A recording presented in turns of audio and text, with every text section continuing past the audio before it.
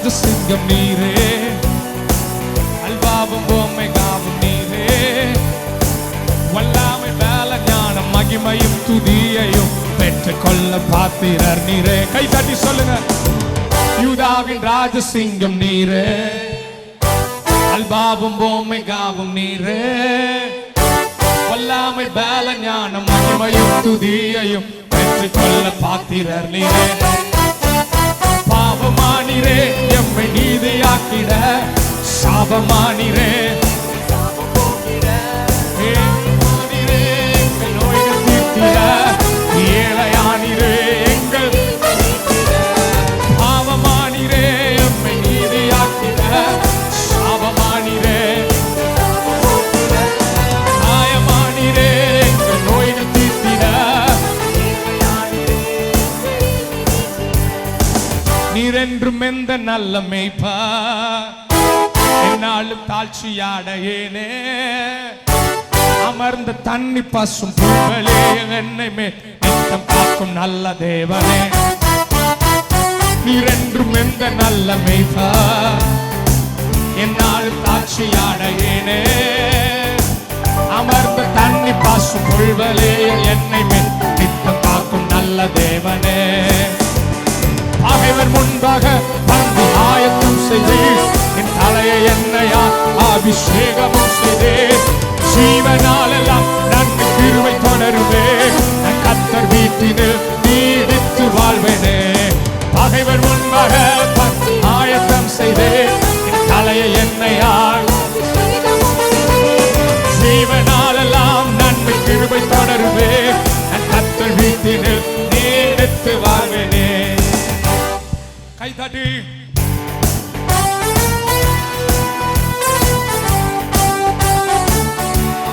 சொல்லி பாடுவோம். என் நாவு உந்தன் நீதியாயும், நாளெல்லாம் உந்தன் துதியாயும் ஓயாமல் போற்றி பாடுவே. என் நாவு உந்தன் நீதியாயோ, நாளெல்லாம் உந்தன் துதியாயோ ஓயாமல் போற்றி பாடும். குறைவை எல்லாம் நீக்கி போட் கைவிடாத நல்ல தேவனே.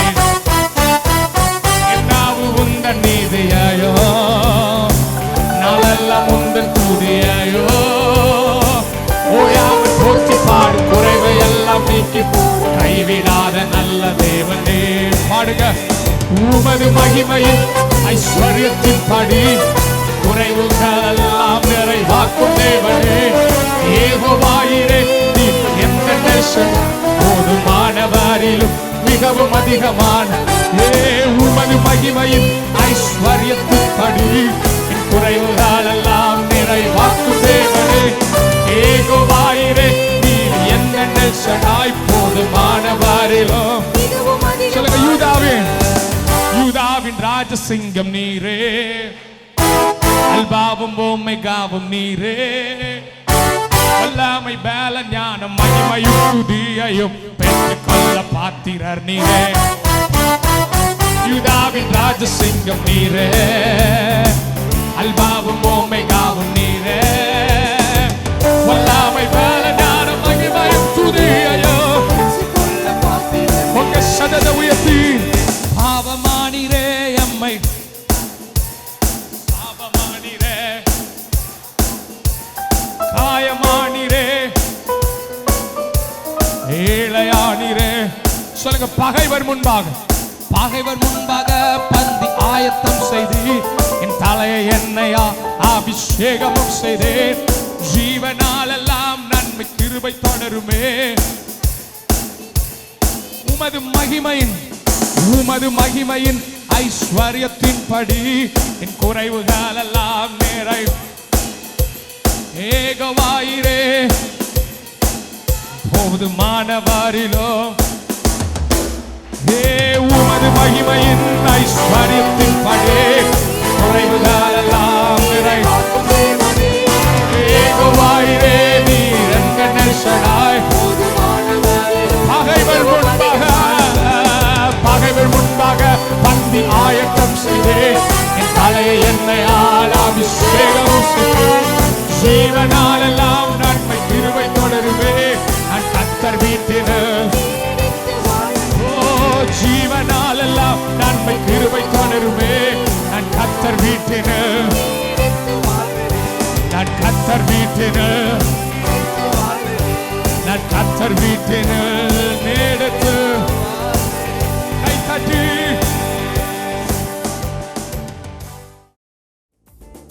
இன்னைக்கே அற்புதம் சொல்லுங்க. இப்பமே அற்புதம். இன்றைக்கே அந்த சிறையிருப்பை ஆவியானவர் உடைக்கிறான். அந்த பலவீனத்தை உடைக்கிறான். அந்த வியாதியை உடைக்கிறான். அந்த தடைகளை உடைக்கிறான். உங்க குடும்பத்துக்காக ஒரு கையளவு மேகத்தை கர்த்தர் சமுத்திர முகத்திலிருந்து தோன்ற செய்து விட்டார்.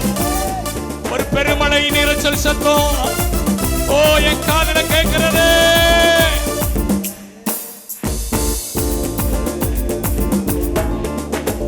பவுலும் சீலாவும் போல நான் சிறையில மாட்டிக்கிட்டேன். பவுலும் சீலாவும் போல நான் சிறையில மாட்டிக்கிட்டேன். கதவுகள் திறக்கிற வரைக்கும் அப்பாவுமை விடவே மாட்டேன். கதவுகள் திறக்கிற வரைக்கும் அப்பாவுமை விடவே மாட்டேன். ஓ பெருமழை இறைச்சல் சத்தம் என் காதில கேட்டு புட்டு.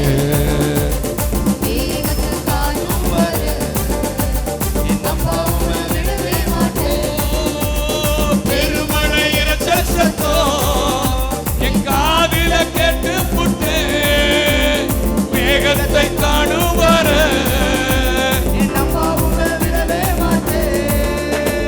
தன்னந்தனியா தானியல் போல சிங்க கவியில மாட்டிக்கிட்டேன்.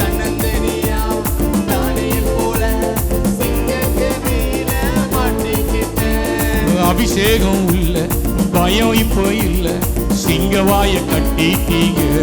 இன்னையோட முடிஞ்சது சொல்லுங்க. இன்னையோட பிரச்சனை முடிஞ்சது சொல்லுங்க. ஓ பெருமழை இறைச்சல் சத்தம் என் காதில கேட்டு புட்டு. மேகத்தை காணும் வர அப்பாவுமே பெருமழை இறைச்சல் சத்தம். ரெண்டு கைகளை உயர்த்தி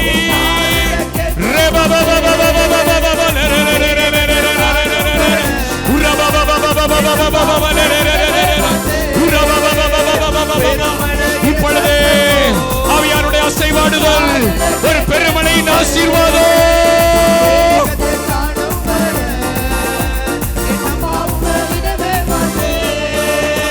பெருமழை இறைச்சல் சத்தம் கேட்டு புட்டு.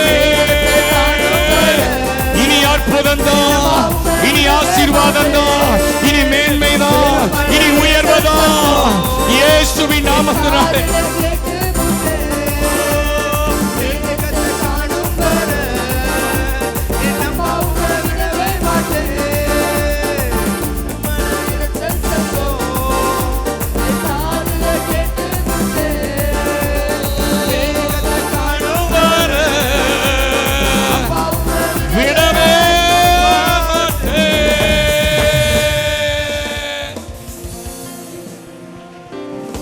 மேகத்தை காணும் வர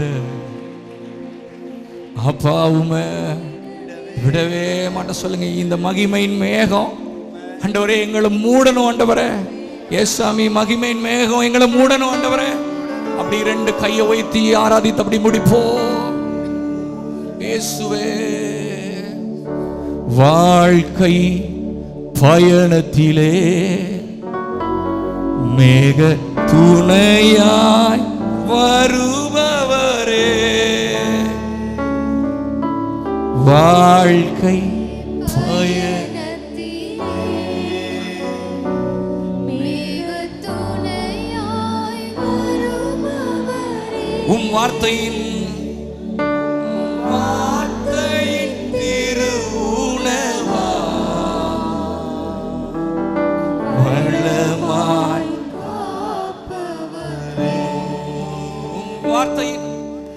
வார்த்தையின் திருவுணவா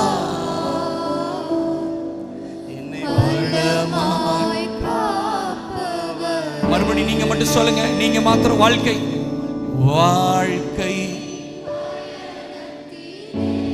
எங்களுக்கு துணையாய் வருபவரே,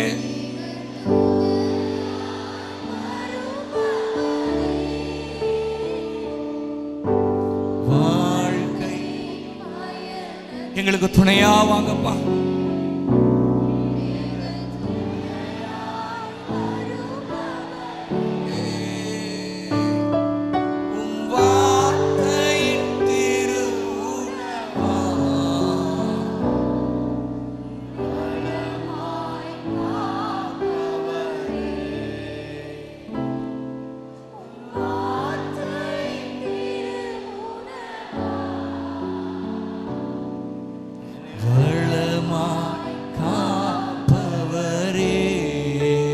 என்னை ஆட்கொண்ட இயேசு,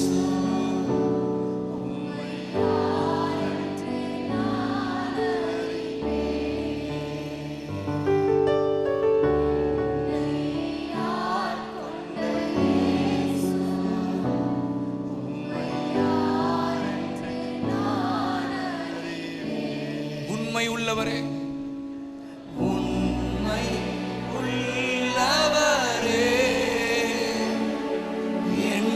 நன்மைகள் அப்பா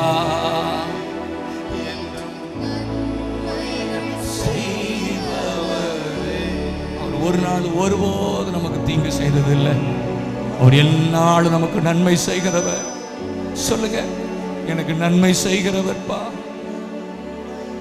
உண்மை உள்ளவரே,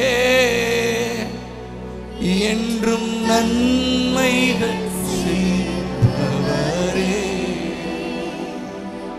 என்றும் நன்மைகள்.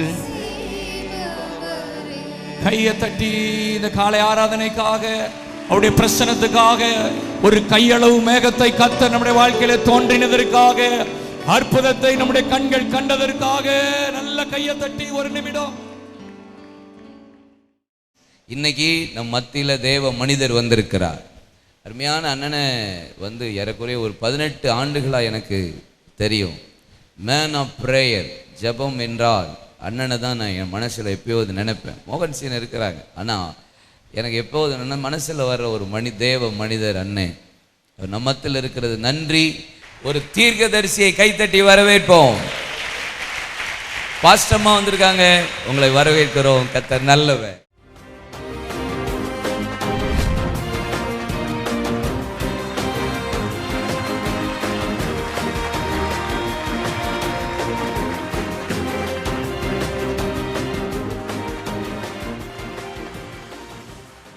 கர்த்தருடைய பரிசுத்த நாமம் மகிமைப்படுவதாக. இந்த நல்ல பரிசுத்தமான ஓய்வு நாளுக்காக கர்த்தருக்கு ஸ்தோத்திரம். கர்த்தருடைய பாதத்தில் நாம் வந்து அவரை ஆராதிக்க தேவன் நமக்கு கொடுத்த அவருடைய கிருபைகளுக்காக கர்த்தரை துதிக்கிறேன். மெய்யாகவே இந்த ஆராதனையில் உங்களோடு கூட தேவனை ஆராதிக்க கர்த்தர் எனக்கு கொடுத்த இந்த வாய்ப்பையும் இந்த மகிழ்ச்சியான சந்தர்ப்பத்தையும் நான் பெற்ற ஒரு பாக்கியமாக எண்ணுகிறேன். உங்களோடு இருப்பதை அதிக மகிழ்ச்சியாக நினைக்கிறேன். இருதயத்தில் பல நாட்கள் உங்களோடு கூட இருக்க நான் வாஞ்சித்திருந்தேன். கர்த்தர் அதற்கென்று இந்த நாளை அவர் ஏற்படுத்தி இருந்ததை மிகுந்த சந்தோஷத்தோடு எண்ணி உள்ளத்தின் ஆழத்திலிருந்து கர்த்தருக்கு நன்றி செலுத்துகிறேன். மட்டுமல்ல, பாசத்தோடு உங்கள் மத்தியில் கர்த்தருடைய ஊழியங்களை நிறைவேற்றும்படி என்னை அழைத்து இந்த ஆராதனையில் உங்கள் முன் என்னை நிறுத்தி இருக்கிற அருமையான என்னுடைய அண்ணன் பாஸ்டர் கார்த்திக் கமாலியல் அவர்களுக்காக, அருமையான பாஸ்டர் சாம் அவர்களுக்காக, அப்புறமா அன்பு போதகர் அவர்களுக்காக ஆண்டவரை அதிகமாய் துதிக்கிறேன். உள்ளத்தின் ஆழத்திலிருந்து நிறைந்த அன்போடு என்னுடைய மகிழ்ச்சியை வாழ்த்துதலை அவர்களுக்கு தெரிவிக்கிறேன். கர்த்தர் அவர்களையும் அவருடைய ஊழியங்களையும் ஆசீர்வதிப்பாராக. சபையினுடைய அன்பு மூப்பன்மார், விசுவாச குடும்பத்தார் அனைவரையும் மகிழ்ச்சியோடு வாழ்த்துகிறேன். கர்த்தர் உங்களை ஆசீர்வதிப்பாராக. கர்த்தர் இந்த நாளில் உங்கள் மத்தியில் வரவும் தேவனுடைய வார்த்தையை உங்களுக்கு பகிர்ந்தளித்து உங்களுக்காக ஜெபிக்கவும் ஆண்டவர் அனுகிரகித்ததை சந்தோஷத்தோடு எண்ணி அவருக்கு ஸ்தோத்திரம் செலுத்துகிறார். சர்வ வல்லமை உள்ள தேவன் இந்த காலை வேளையிலும் நம்மோடு கூட பேசி நம்மை சந்திப்பாராக, நம்மை ஆசீர்வதிப்பாராக. உங்க கூட என்ன பேசணும் அப்படின்னு சொல்லி தேவனுடைய ஆலோசனைக்காக நான் காத்திருந்த போது பரிசுத்த ஆவியானவர் மிக தெளிவாக என்னோடு கூட பேசி சொன்ன ஒரு வேத பகுதியை உங்கள் முன்பாக வைத்து உங்களோடு இணைந்து இந்த காலை வேளையில் ஜெபிக்க விரும்புகிறேன். ஒரு வேளை இன்றைக்கு நான் பகிர்ந்து கொள்ளுகிற இந்த செய்தியானது தேவன் நமக்கு தந்திருக்கிற அவருடைய தரிசனம், அவருடைய தரிசனத்தின் நிறைவேறுதலுக்கென்று நம்முடைய இருதயங்களில் ஆண்டவர் கொடுத்த திட்டங்கள் அனைத்தோடும் ஒன்றர கலந்த ஒரு உறுதியுள்ள வேத பகுதி. இதை நம்முடைய மனதில் எப்போதும் நாம் வைத்து கொள்ள வேண்டும். ஆண்டவர் எழுப்புதலுக்கென்று நம்மை அவரது பிரசன்னத்தில் தெரிந்தெடுத்து நிலை நிறுத்தி இருக்கிறார். ஆகவே நம்முடைய இருதய பூர்வமாக முழு உள்ளத்தோடு கர்த்தரோடு இசைந்து செயலாற்றுகிற ஒரு மகிமை உள்ள அவருடைய சரீரமாய் அவருடைய பிள்ளைகளாய் நாம் செயலாற்ற தேவன் நம்மில் எதிர்பார்க்கிறார். கர்த்தருடைய நாமம் மகிமைப்படட்டும். நம்முடைய தியானத்திற்காக நம்முடைய வேத புத்தகத்தை ஆதியாகமத்தின் புத்தகம் 44வது அதிகாரம் 32வது வசனத்திலிருந்து 34வது வசனம் வரையிலும் நான் வாசிக்க இருக்கிறேன். நீங்கள் உங்கள் வேதாகமத்தில் என்னை பின்பற்றி வரலாம். Book of Genesis chapter 44 verses from 32 to 34. ஆதியாகமம் 44:32வது வசனம் முதல். இந்த இளையவனுக்காக உமது அடியானாகிய நான் என் தகப்பனுக்கு உத்தரவாதி. அன்றியும் நான் இவனை உம்மிடத்துக்கு கொண்டு வராவிட்டால் நான் எந்நாளும் உமக்கு முன்பாக குற்றவாளியாயிருப்பேன் என்று அவருக்கு சொல்லியிருக்கிறேன். இப்படி இருக்க இளையவன் தன் சகோதரரோடே கூட போக விடும்படி மன்றாடுகிறேன். உம்முடைய அடியானாகிய நான் இளையவனுக்கு பதிலாக இங்கே என் ஆண்டவனுக்கு அடிமையாயிருக்கிறேன். இளையவனை விட்டு எப்படி என் தகப்பனிடத்துக்கு போவேன்? போனால் என் தகப்பனுக்கு நேரிடும் தீங்கை நான் எப்படி காண்டேன் என்றான் என்று எழுதப்பட்டிருக்கிறது. நான் இன்றைக்கு இந்த டெக்ஸ்டை தான் உங்க மத்தியில் வைக்கணும்னு சொல்லி பரிசுத்த ஆவியானவர் மிக தெளிவாக என்னை வழி நடத்தினதை நான் உணர்ந்தேன். Very clearly he prompted me. இன்றைக்கு இந்த டெக்ஸ்டுக்குள்ள இருந்து ஒரு முக்கியமாய் தேவன் நம்மிடத்தில் எதிர்பார்க்கிற அவனுடைய எதிர்பார்ப்பையும் அதற்கு கர்த்தர் நம்மை அவருடைய சித்தத்தின்படியே உருமாற்றி அவருக்கென்று நம்மை பிரயோகிக்கவும் ஆண்டவருடைய பிரசன்னத்தில் நான் ஜெபத்தோடு நிற்கிறேன். கர்த்தர் அதற்கு வேண்டிய கிருபையையும் அதற்கு வேண்டிய அபிஷேகத்தையும் அதற்கு வேண்டிய பலனையும் நம் அனைவருக்கும் தந்தருள்வாராக. ஆமென். ஹல்லேலூயா. இந்த பகுதியை பற்றி ஒரு பிரீஃப் இன்ட்ரோடக்ஷன் உங்களுக்கு நான் சொல்லிடுறேன். யாக்கோபு தன்னுடைய பிள்ளைகளோடு கூட அவன் கானான் தேசத்தில் வாழ்ந்து வருகிறார். உலகம் முழுவதும் அந்த நாட்களில் ஏற்பட்டிருக்கிற கொடூரமான ஒரு பஞ்சம் குறித்து வேதத்தில் எழுதப்பட்டிருக்கிறது. அந்நாட்களில் உலகத்தின் தேசங்களில் எங்குமே ஆகாரத்திற்கு வழியற்றிருந்து எகிப்து தேசத்தில் மட்டுமே விளைச்சலும் அங்குதான் ஆகாரமும் உண்டு என்பதை கண்ட ஜனங்கள் ஆகாரம் கொள்ளும்படி எகிப்திற்கு வந்தார்கள். அப்பொழுது யாக்கோபினுடைய பிள்ளைகளும் எகிப்திற்கு வருகிறார்கள்.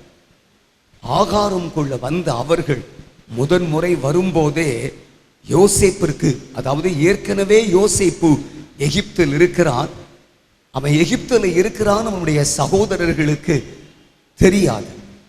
முதல் நேரம் வந்து ஆல் த 10 பேரும் ஆகாரம் கொண்டு திரும்புகிறார்கள். ரெண்டாவது நேரம் வரும்போது ஸ்ட்ரிக்டா யோசேப்பு சொல்லி அனுப்புறான், அடுத்த முறை வரும்போது உங்க தம்பியை கொண்டு வராம என் முகத்தை நீங்க பார்க்கக்கூடாது, அதாவது உங்களுடைய அடுத்த இளைய சகோதரனை கொண்டு வர வேண்டும் என்று கூறுகிறான். அப்போ யாக்கோபிடத்தில் போய் உன்னுடைய பிள்ளைகள் நின்று சமயத்தில் யாக்கோபு சொல்றாரு, நமக்கு ஆகாரம் இல்லை, மறுபடியும் நீங்க போய் ஆகாரம் கொள்ள வேண்டும். இப்போ எல்லாரும் யாக்கோபிடத்தில் சொன்ன வார்த்தை என்னன்னா, தம்பியை கூட்டிட்டு போகாம அவருடைய முகத்தை பார்க்கவே முடியாது, தம்பியை கூட்டிட்டு போகணும், அப்படி இல்லைன்னா என் முகத்தை பார்க்க கூடாது அப்படின்னு சொல்லி இருக்கிறாரு அப்படின்னு சொல்றாங்க. யாக்கோபு கவலையோடு கண்ணீரோடு கடைசி பிள்ளைய அனுப்பி வைக்கிறான். இதற்கு ஒரு முக்கிய காரணமாக அந்த பொறுப்பை எடுப்பது யூதா. யூதா சொல்றான், அப்பா என் கையில தம்பியை ஒப்பு கொடுத்து அனுப்புங்க, நான் கூட்டிட்டு போயிட்டு பத்திரமா யூதாவை வீட்டில் கொண்டு வந்து சேர்த்துருவேன் அப்படின்னு சொல்றான். சரி என்று தந்தையும் தன்னுடைய பிள்ளைகளை எகிப்திற்கு அனுப்பி வைக்கிறார். எல்லாரும் எகிப்துக்கு போறாங்க. யோசேப்பிடத்துல தானியம் கொள்ளுகிறார்கள். அது நிறைய காரியங்கள் அங்கே நடக்கிறது.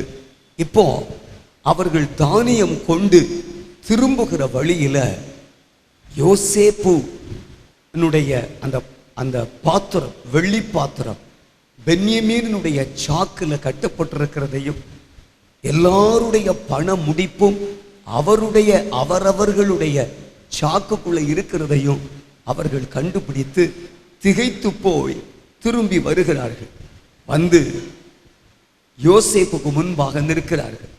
யோசேப்பு சொல்றான், யார் சாக்குல என்னுடைய பாத்திரம் இருக்கிறதோ அவன் மட்டும் இங்க இருக்கட்டும், மற்றவங்கெல்லாம் திரும்பி போங்க அப்படின்னு சொல்றான். நல்லா கவனிங்க, இந்த நேரத்தில் தம்பிய எகிப்துல சிறையாக விட்டு தங்கள் தேசத்திற்கு திரும்ப வேண்டிய ஒரு நிர்பந்தமான நிலைக்குள்ளாகிறார்கள்.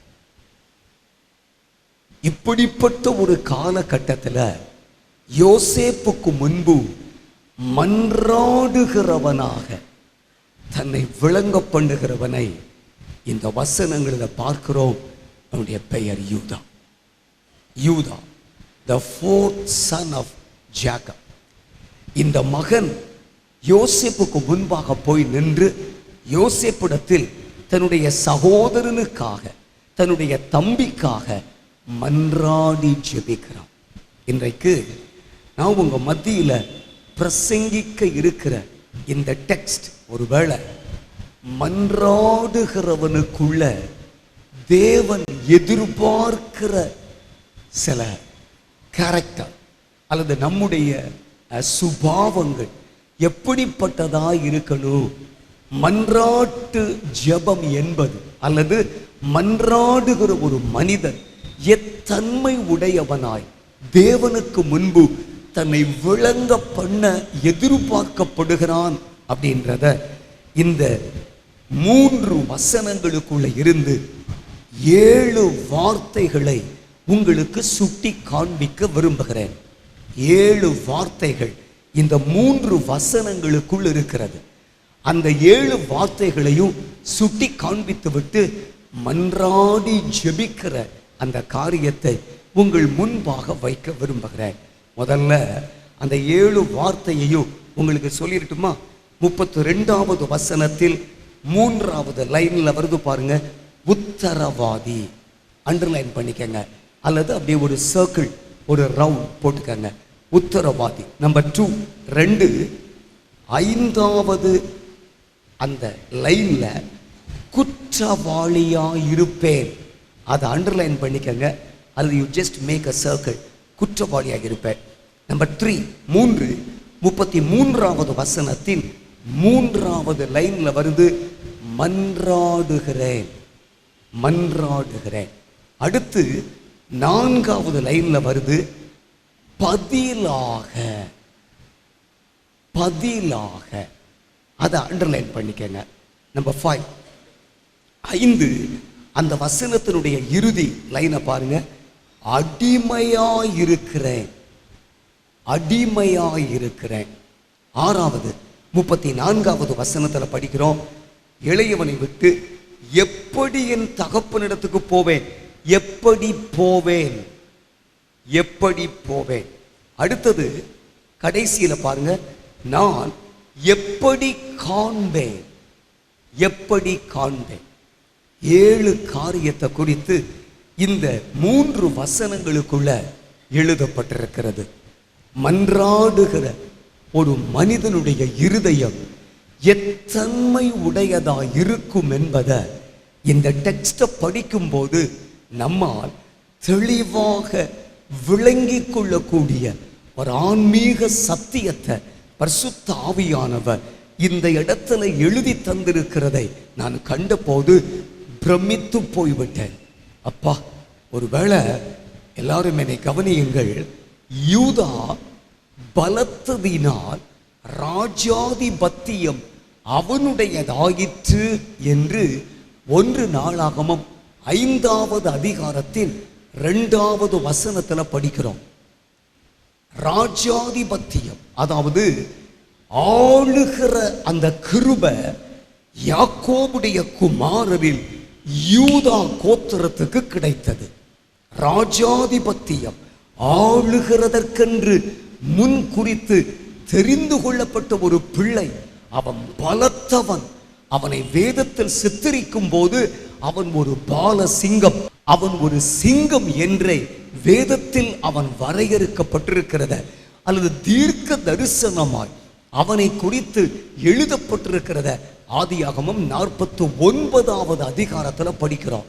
ஜேக்கப் இறுதி நாளில் தன்னுடைய பிள்ளைகளை தன் அண்டையில் அழைத்து அவர்களை பற்றிய தேவனுடைய வார்த்தையை தீர்க்கமாக அறிவித்த போது அந்த காரியம் அங்கே சம்பவித்ததை வேதத்தில் நாம் கவனிக்கிறோம். இப்படி யூதாவை சிங்கம் என்று வேதம் சித்தரித்திருக்க, இங்கே இந்த யூதாவை பற்றிய ஒரு ஆச்சரியமான கேரக்டரை ஆண்டவர் இந்த பகுதிக்குள்ள வைத்திருக்கிறார். மன்றாடுகிறவன் அல்லது உத்தரவாதி. உத்தரவாதி. எனக்கு இந்த டெக்ஸ்ட ஒரு நாள் காலையில் இயல்பாக பைபிளை படிச்சுக்கிட்டு இருக்கும்போது, மகனே, இந்த யூதா கோத்திரத்துல தான் நம் ஆண்டவர் இயேசு கிறிஸ்து பிறந்தார் என்பது பிரசித்தமாக தெரிந்திருக்கிறது. மெய்யாகவே இந்த அற்புதமான ஒரு கேரக்டர் கிறிஸ்துவுக்குள்ள உருவாயிற்று என்பதற்கு அவர் மட்டும் இல்லை, அவரு பிணைக்கப்பட்டிருந்த அந்த வம்சமே இந்த வழியில் வந்ததுதான் என்பதை நான் கண்டபோது இருதயத்தில் பிரமிப்படைந்தேன். ஆண்டவர் எதையுமே தற்செயலாக செய்கிறவரே அல்ல. He plans everything in advance. ஆண்டவர் எதையுமே தற்செயலாயோ அவசரப்பட்டு இது இப்படி அது அப்படி, no. He plans everything, then he does everything. எல்லாவற்றையும் அவரே சொல்றாரு, அவரே திட்டம் பண்ணுகிறார், அவரே வரவழைக்கிறார், அவரே நிறைவேற கட்டளை இடுகிறார். இப்போ இந்த அற்புதமான ஒரு மனிதனுடைய வாழ்வில் அவன் இருதயத்துக்குள்ள இருந்த ஒரு 7 இயல்பை உங்கள் முன்பாக நான் வைக்கும்படி விரும்புகிறேன். நம்பர் 1, 2, 3 வேகமாக பார்த்துவிட்டு நாம் ஜெபத்திற்குள்ளே பிரவேசிக்க போகிறோம். இந்த பகுதியில் நம்ம முதலாவது வார்த்தை உத்தரவாதி. உத்தரவாதி. இந்த உத்தரவாதம் என்ற ஒரு வார்த்தைக்கு பைபிள்ல கொடுக்கப்பட்டிருக்கிற ஆங்கில வார்த்தை என்ன என்றால் கேரண்டி அல்லது ஷூரிட்டி என்று போட்டிருக்கிறது. நல்லா கவனிங்க. ஒரு நிலத்தை நம்ம கிரயமாக்குகிறதற்கு அல்லது நாம சுதந்திரிப்பதற்கு நம்ம முற்படும் போது அந்த நிலத்தினுடைய கிரயத்தை செலுத்தி தீர்க்கிற வகை இல்லாத ஒரு சூழ்நிலைக்கு நடுவில் எழுதி கொடுக்கப்படுகிற ஒரு உறுதி பத்திரம் அல்லது சான்றிதழ் தான் ஷூரிட்டின்னு சொல்லுவாங்க. நல்லா கவனிங்க. உத்தரவாதி என்பது ஒருவேளை இங்கிலீஷ்ல அப்படியே சொல்லணும்னா ஆன்சரபிள் அல்லது நாம தான் அந்த ரெஸ்பான்சிபிலிட்டிக்கு உரியவர்கள் என்று அர்த்தம். ஆண்டவர் இந்த வசனத்துல சொல்றாரு, மன்றாடி ஜெபிக்கிறவன் யார் தெரியுமா? உத்தரவாதி. உத்தரவாதி. எப்படி அவன் ஜெபம் பண்ணுவான்? ஒருவேளை அந்த வசனத்தை மேல இருந்து படிக்கிறேன் பாருங்க. இந்த இளையவனுக்காக உமது அடியானாகிய நான் என் தகப்பனுக்கு உத்தரவாதி என்று எழுதப்பட்டிருக்கிறது. தம்பிக்கு நான் தான் கேரண்டி. எங்க அப்பாட்ட என்னை நம்பி என் தம்பியை என் கூட அனுப்புங்க, நான் போய் தானியம் கொண்டு தம்பியையும் சுகபத்திரமா உங்க முன்னால கொண்டு வந்து நிறுத்துவேன்னு சொல்லி இங்கே யூதா யாக்கோபுக்கு உத்தரவாதம் அளித்திருக்கிறார். தம்பிக்காக he is answerable. He is answerable. அப்போ இங்கே ஒரு உண்மையை நாம படிக்கிறோம். அது என்னன்னா, சகோதரனுக்கு உத்தரவாதம் செலுத்துகிற ஒரு இருதயம், சகோதரனுக்கு உத்தரவாதியாக தன்னை விளங்க பண்ணுகிற ஒரு மனிதன் ரொம்ப முக்கியம். மன்றாடுகிறவர்கள் யார் தெரியுமா? மனிதர்களை அல்லது தேவன் யாருக்காக நம்மளை மன்றாட வைக்கிறாரோ, நம்ம யாருக்காக மன்றாடி ஜெபிக்கிறோமோ அவர்களை நம்முடைய சொந்த சகோதரர்களால், நம்முடன் நம்முடைய இரத்தத்தில் கூடி பிறந்த சகோதரர்களால் அவர்களை பாவித்து அவர்களுக்கு மேல நமக்கு இருக்கக்கூடிய உத்தரவாதத்தை கர்த்தருடைய பிரசன்னத்தில் தெரியப்படுத்தி நம்ம ஜெபிக்கிற ஒரு அனுபவத்தை இது குறிக்கிறது. ஜெபிக்கிற ஒரு அனுபவத்தை குறிக்கிறது. உத்தரவாதம். உத்தரவாதம். ஆண்டவர் இந்த எழுப்புதல் காலத்துல இப்படி ஜெபிக்கிறவர்களை கர்த்தர் எதிர்பார்க்கிறார். We should pray like having a greater responsibility. நம்ம மேல ஆண்டவர் வைத்திருக்கிற ஒரு மிகப்பெரிய அந்த உத்தரவாதத்தை உணர்ந்து கர்த்தருடைய பிரசன்னத்தில் ஜெபிக்க வேண்டும். ஒரு சின்ன அனுபவத்தை உங்களுக்கு நான் சொல்ல விரும்புகிறேன். பல ஆண்டுகளுக்கு முன்பு குஜராத்துக்கு ஊழியத்திற்கு போயிருந்தோம். குஜராத்தில் ஊழியத்தை நிறைவேற்றி முடித்தோம். ஊழியத்தை முடிச்சுட்டு வீட்டிற்கு திரும்புகிற நேரம், நான் குஜராத்தில் கொஞ்ச நாட்கள் அங்கே ஊழியத்தில் இருந்தேன். ஊழியங்களை முடிச்சுட்டு நான் திரும்புவதற்குள்ளாக என்னுடைய சரீரம் மிகவும் பயங்கரமாக பாதிக்கப்பட்டிருந்தது. ஐ ஃபெல் சிக். ரொம்ப பலவீனப்பட்டேன். அந்த சிக்னஸ்னால எனக்கு சரீரத்தில் ரொம்ப நான் தளர்ந்து போய் ரொம்ப சோர்வடைந்து நான் காணப்பட்டேன். ஒருவேளை இந்த சிக்னஸ் எப்படி அது எப்போது வந்தது அப்படின்னு சொன்னால், அங்கே ஃபீல்டில் இருந்த அந்த ஒரு 10 நாட்கள், அந்த 10 நாட்கள் ஃபீல்டில் இருக்கும்போது தான் இந்த பலவீனம் எனக்கு வந்தது. என்னன்னா, மலேரியா கம் யூரினரி இன்ஃபெக்ஷன். இந்த 2 பலவீனத்தினாலும் பாதிக்கப்பட்டேன். நாளைக்கு காலையில் எனக்கு இந்த பலவீனம் என் சரீரத்தில் இருக்கிறதாக மருத்துவர்கள் கண்டுபிடிக்கிறார்கள். ஆனால் அதற்கு முந்தின இரவு என்ன நடந்துச்சுன்னு உங்களுக்கு சொல்கிறேன் பாருங்க. ராத்திரி ஒரு 10 மணி இருக்கும். அன்றைக்கு ஊழியத்திற்கு போய்விட்டு நாங்கள் திரும்பி வந்து ஃபீல்டில் சேர்ந்த நேரம் அது ரொம்ப லேட் ஆயிடுச்சுது. 400 கிலோமீட்டர் அன்றைக்கு மட்டுமே பிரயாணப்பட்டிருக்கிறோம். அதிகாலையில் எழுந்து 200 கிலோமீட்டர் போயிருக்கிறோம் ஒரே ஒரு மீட்டிங்கை முடித்தோம். மறுபடியும் 200 கிலோமீட்டர் டிராவல் பண்ணி வீட்டிற்கு வந்திருக்கிறோம். நாங்கள் தங்கியிருந்த இடத்திற்கு வந்திருக்கிறோம். வீட்டுக்கு வந்த உடனே எல்லாரும் ரொம்ப களைத்து இருந்ததுனால படுக்கைக்கு போவோன்னு சொல்லி எல்லாரும் படுக்கைக்கு போயிட்டாங்க. ஆனால் என் கூட வந்திருந்த ஊழியக்காரர்கள் நாங்கள் எல்லாரும் ஒரே ரூமில் தங்கியிருந்தோம். அப்படியே படுத்திருக்கிறோம். அந்த சமயத்தில் எல்லாரும் ஜெபம் பண்ணிட்டு படுத்துட்டோம். ஆனால் எனக்கு தூக்கம் வரல. எனக்கு ஜெபிக்க வேண்டும் போல் இருக்கிறது.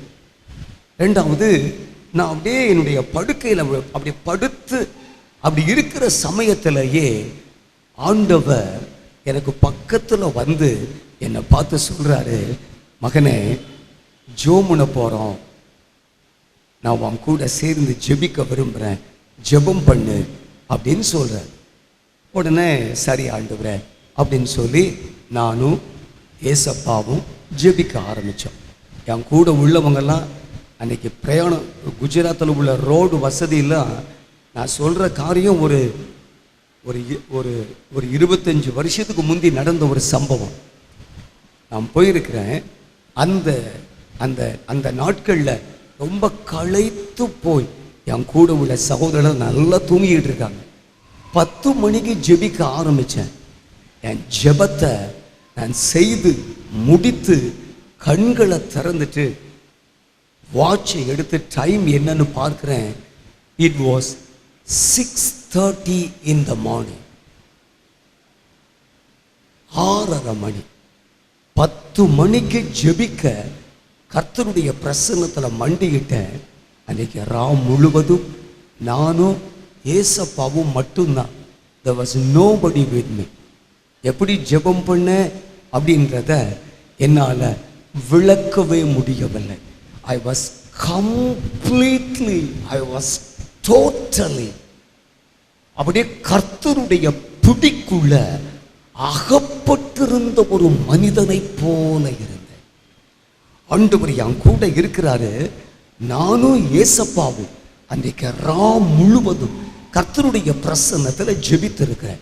காலையில் எழுந்திருச்சு வழக்கம் போல ப்ரஷ் பண்ணிட்டு எல்லாம் ரெடி ஆகி ஊழியத்துக்கு போகணும் அப்படின்னு நினைக்கும் போது தான் என்னுடைய சரீரம் மகா பயங்கரமாக அப்பந்தான் அந்த சிம்டமையே நான் ஃபீல் பண்ண துவங்குகிறேன். ரொம்ப பயங்கரமாக ஜுரம் வருகிறது. அந்த ஜுரத்தின் கூர் எனக்கு அன்றைக்கு நான் வீட்டில் படுக்கலை, என்னைய தயவு செய்து கூட்டிகிட்டு போயிடுங்க, நான் வீட்டில் இருக்க மாட்டேன்னு சொல்லி அன்றைக்கும் பணித்தளத்தில் போய் ஊழியம் செய்வதற்கு போய்விட்டேன். போயிட்டு ஒரு நாள் கூட ஊழியத்திற்கு தடை இல்லாமல் டாக்டர்கிட்ட மாத்திரையை கேட்டு வாங்கி போட்டுட்டு ட்ரெயினில் படுத்திருக்கிறேன். நல்லா கவனிங்க. ட்ரெயினில் மிடில் பர்த், எனக்கு மிடில் பர்த்தில் படுத்திருக்கிற என் கூட எல்லாரும் இருக்கிறாங்க. மத்தியான நேரம், அது ஒரு 2 மணி இருக்கும்னு நினைக்கிறேன். எல்லாம் சாப்பிட்டுட்டு அப்படியே படுத்திருக்கிறோம். அந்த டைமில் பரிசுத்த ஆவியானவர் அந்த கம்பார்ட்மெண்ட்டுக்குள்ள எனக்கு சமீபமாக வருகிறார். இது அப்படியே பிரத்யட்சமாக நான் உணர்கிறேன். நல்லா கவனிங்க. ஆவியானவர் அதாவது என் பாடி ரொம்ப பலவீனப்பட்டு விட்டது. அந்த 10 டேஸில் மோர் தென் ஒரு 4 நாட்களுக்கு மேலே malaria, heavy temperature, high temperature, அப்புறமா யூரினரி இன்ஃபெக்ஷன். ஒரு நாளைக்கு 50 நேரம் 60 நேரம் யூரின் போய்கொண்டே இருக்கும். என்னால் கண்ட்ரோல் பண்ண ஒவ்வொரு முறையும் அந்த அந்த ஃபீலிங் எனக்கு வரும்போதெல்லாம் அந்த பெயினில் அப்படியே துடித்து விடுவேன். அந்த வேதனையினுடைய அகோரத்தினால மிகவும் பாதிக்கப்பட்டு ட்ரெயினில் ஏறும்போது நானே நினைக்கிறேன், நம்ம பாடி ரொம்ப பாதிச்சிருச்சு. வட இந்தியாவிற்கு நம்ம ஊழியத்திற்கு வர இயலாத அளவு பாதிக்கப்பட்டு விடுவேனோ, நம்ம நார்த் இந்தியாவுக்கு அடிக்கடி ஊழியத்திற்கு வர முடியாதோ அப்படிலாம் நினைச்சு என்னுடைய சரீரத்தினுடைய அந்த உபாதை, அந்த வேதனையை தாங்கிக் கொள்ளவே இயலாமல் அந்த மிடில் பெர்த்தில் படுத்து அழுது கொண்டிருக்கிறேன். அந்த பக்கமா அதாவது என்னை யாரும் கண்டுகொள்ளாது இருக்கிறபடி அந்த பக்கமா திரும்பி அப்படியே பெட்ல படுத்து கிடந்து அழுதுகிட்டே இருக்கிறேன். அப்போ ஆவியானவர் என்னுடைய கம்பார்ட்மெண்ட்டுக்குள்ள வந்து என் கூட பேச ஆரம்பிச்சார். ஆண்டவர் சொன்னாரு, மகனே, ஒருவேளை உன் சரீரம் பாதிக்கப்பட்டுருச்சுது, நீ இனிமே ஊழியத்துக்கு இங்க வர முடியாதோன்னு நினைச்சு உனக்காக பரிதாபப்பட்டு அழுது கொண்டிருக்கிற. இல்லை, அப்படி இல்லை. என்ன செய்யணும் அல்லது எதை நிறைவேற்றணும்னு சொல்லி உனக்குன்னு நான் முன் குறித்தேனோ அது ஒண்ணு கூட குறைவில்லாமல் சகலத்தையும் செய்து முடிக்கிற ஒரு மகத்தான பலனையும் சத்துவத்தையும் பரத்திலிருந்து கர்த்தர் உனக்கு தந்தருளுவார். Never be worried. உன் பலவீனத்தையோ இயலாமையோ தடைகளையோ உபாதையோ இது ஒரு பெரிய தடையாக இயலாமைக்குட்பட நேரிடும்ன்ற அந்த எண்ணம் உன் மைண்ட்ல இருக்கவே கூடாது. Never be worried. நான் உன் கூட இருக்கிறேன், பயப்படாதன்னு சொல்லி ஆவியானவர் அந்த மத்தியான நேரத்தில் இறங்கி வந்து என் கூட பேசி என்னை பலப்படுத்தினதை உணர்ந்தேன். இன்றைக்கு தேவனாகிய கர்த்தர் நம்மெல்லாம் ஜெபிக்கிறோம், ரொம்ப நல்லது. It is good. நம்மளோட கர்த்தர் ஜெபத்திற்கென்று அழைத்திருக்கிறார். ஆனா இந்த குறிப்பிட்ட காரியத்தை உங்கள் முன்பு நான் வைக்க காரணம், God is in search of men and women who would sow them in the ministry of prayer. இந்த ஜெப ஊழியத்தில், இந்த ஜெப தரிசனத்தில், இந்த தேவனுடைய திட்டத்தில் ஒரு கோதுமை மணியாக தன்னை விதைக்கிற ஒரு மனிதனுக்காக, ஒரு மனுஷிக்காக பரலோகத்தின் தேவன் இன்றைக்கும் நாம் பிரசங்கித்துக் கொண்டிருக்கிற இதே வேளையில் கர்த்தருடைய மகிமை உள்ள சமூகம் நம்மை சந்திக்கிறதை என் இருதயத்தின் ஆழத்தில் நிச்சயமாக உணர்ந்து இந்த வார்த்தையை உங்க மத்தியில கொண்டு வர்றேன். ஆவியானவர் சொல்றாரு, I am still in search of men and women. இந்த ஊழியத்திற்கு எனக்கு ஆட்கள் வேணும், இந்த ஜெப ஊழியத்திற்கு ஆட்கள் வேணும். எப்படி ஜெபிக்கிறவர்கள் என் சித்தப்படி என்னோடு இணைந்து என் இருதயத்தை விளங்கிக் கொண்டு கருத்தோடு கர்த்தருடைய அந்த பிரசன்னத்தில் ஜெபத்திற்கு தங்களை விதைக்கிற கோதுமை மணிகளை நான் தேடிக்கொண்டிருக்கிறேன். ஆண்டவரே, it is not how I would like to pray. நான் எப்படி விரும்புகிறேன், நான் எப்படி ஜெபிக்கிறேன்றதல்ல ஆண்டவரே, நீங்க எப்படி ஜெபிக்க விரும்புறீங்களோ உங்க கூட இணைந்து உம்முடைய இருதயத்தையும் உம்முடைய பாரத்தையும் விளங்கி கொண்டு அந்த வேதனையின் உச்ச கட்டத்தில் பரலோகத்தின் தேவனுக்கு முன்பு பணிந்து விழுந்து கண்ணீரோடு மன்றாடுகிற ஒரு மனிதனாய் என்னை மாற்றும் ஆண்டவரே. அப்படிப்பட்ட ஒரு கிருபையை, அப்படிப்பட்ட ஒரு பலனை எனக்கு கொடு ஆண்டவரே என்று நீங்க கேட்கணும்னு கர்த்தர் உங்களுக்கு அந்த கிருபையை கொடுக்கணும்னு விரும்புகிறார். இந்த ஆராதனையில் வந்திருக்கிற உங்க வாழ்க்கையில ஆண்டவர் ஒரு பெரிய திருப்பு முனைய, ஒரு பெரிய மாற்றத்தை ஆண்டவர் தரப்போகிறார். நம்ம ஒருவேளை பல நேரங்களில் ஜெபிக்க விருப்பப்பட்டு ஜெபிக்க மிகுந்த ஆசையா கர்த்தருடைய பிரசன்னத்தில் அமைந்து ஜெபிக்க முடியலையே, அல்லது ஜெபிக்கிற அந்த நேரம் வலுவுள்ளதா இல்லையே அப்படின்னு நம்ம இருதயத்தில் ஒருவேளை நம்மை கசந்து கொண்டிருக்கலாம். ஆண்டவர் சொல்றாரு, நோ, கர்த்தர் இந்த நாளிலிருந்து ஒரு மகிமையான நிலையை கர்த்தர் நமது ஜெப வாழ்வில் தரப்போகிறார். கர்த்தர் வந்து உங்க முன்னால நிற்பாருங்க. ஆண்டவர் உங்களை தேடி வருவார். என் பிள்ளை ஜெபிக்கிற பிள்ளை இந்த வீட்டில் இருக்கிறான், என் ஜெபிக்கிற மகன் இந்த வீட்டில் இருக்கிறான். ஒரு நாள் ஒரு கடைக்கு போனேன். அந்த கடையினுடைய வியாபாரி ஒரு ஜோம் பண்ணுங்கன்னு சொன்னார். உடனே ஜோம் பண்ணுவோன்னு ஜெபிக்க ஆரம்பித்தேன். அவர் சொன்னார், உள்ளே போய் ஜோம் பண்ணுவோன்னார். இதே கடைக்கு உள்ளன்னா இதான கடை அப்படின்னு நினச்சி நான் எட்டி பார்த்தேன். அந்த கடைக்கு உள்ள ஒரு சின்ன வாசல் வச்சிருக்காரு. அந்த வாசலை திறந்த அந்த பக்கத்தில் குடோன். அந்த வாசலை திறந்து உள்ளே கூட்டிகிட்டு போனார். அங்கே எல்லா பொருளும் உள்ள அடுக்கி வச்சிருக்கு. அதெல்லாம் தாண்டி கடைசியில் ஒரு சின்ன கார்ட்போர்டு வச்சு ஒரு ஜெப அறை, இவர் போய் உள்ள முழங்கால் போடுற மாதிரி ஒரு இடத்த சரி பண்ணி இருக்கிறார். அது உள்ள போய் ஜெபம் பண்ணுவாராம். அங்கே கூட்டிட்டு போய் என்னை நிறுத்தி என் கூட சேர்ந்து ஜெபம் பண்ணார். நான் உள்ள போய் நின்ற உடனே என் கண்கள் அப்படியே கலங்கி தாரை தாரையாய் அப்படியே கண்ணீர் துளி கீழே சிந்த ஆரம்பித்தது. தேசத்தினுடைய படம், மிஷினரிகளுடைய படம், அந்த நாளில் உள்ள ஜெப விண்ணப்பங்கள் ஒன்றையும் பேப்பர் கட்டிங், மேகசினில் உள்ள ப்ரேயர் ரிக்வஸ்ட், அந்த பக்கம் இந்த பக்கம் எல்லா பக்கமும் தொங்க விட்டு அதில் மண்டிக்கிட. நான் கேட்டேன், எப்போ ஜெபிப்பீங்கன்னு கேட்டேன். எனக்கு கொடுத்த பதில் என்ன தெரியுமா? எப்போ ஜெபிக்கணும்னு என் இருதயத்தில் ஒரு பாரம் எனக்கு வந்து விடுகிறதோ இம்மீடியட்டா இந்த இடத்திற்கு ஓடி வந்து விடுவேன். உடனே ஓடி வந்துடுவேன்.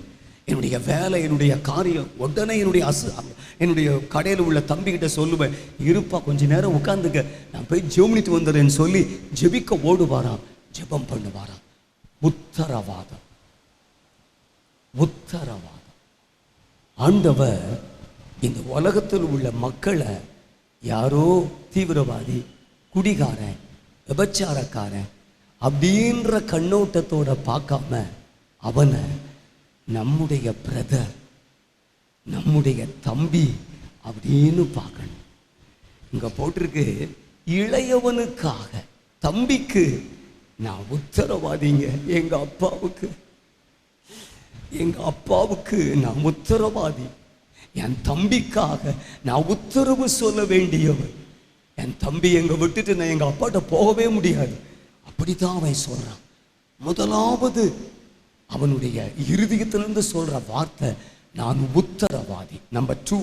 ரெண்டாவது, அந்த வசனத்துல இப்படி படிக்கிறோம், நான் இவனை உம்மிடத்துக்கு கொண்டு வராவிட்டால் நான் என்னாலும் உமக்கு முன்பாக குற்றவாளியாயிருப்பேன் என்று அவருக்கு சொல்லி இருக்கிறேன். என்ன எழுதப்பட்டிருக்கு? குற்றவாளி. எல்லாம் கவனிங்க. ஆத்துமாவை ஆண்டவன் நம்மிடத்துல எதிர்பார்க்கிறபடி ஜனத்தை அல்லது சகோதரனை ஆண்டவருக்கு கொண்டு போகலைன்னா ஆண்டவருக்கு முன்னால் நம்ம எப்படிப்பட்டவங்களா இருப்போமா? குற்றவாளியா இருப்போம் அப்படின்னு பைபிள்ல போட்டிருக்குது. இது எப்படின்றத ஆண்டவர் நமக்கு கற்றுக் கொடுக்க வேண்டும். நல்லா கவனிங்க.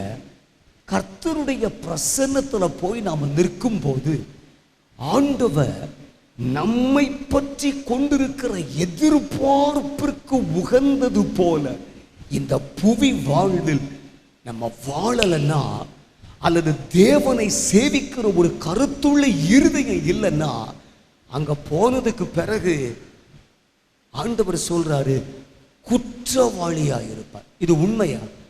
ஒரு சின்ன உதாரணம் சொல்றேன், நீங்க விளங்கி கொள்ளுகிறதுக்காக. அதாவது மூணார் பகுதியில் தான் இந்த காரியம் நடந்தது. மூணாரில் நம்ம சர்ச் இருக்குது, ரொம்ப சந்தோஷம். மூணாரில் டீ மேக்கரா ஒர்க் பண்ற ஒரு அன்பு சகோதரர் இருந்தார். நல்ல ஒரு ஜெபிக்கிற மனிதர்.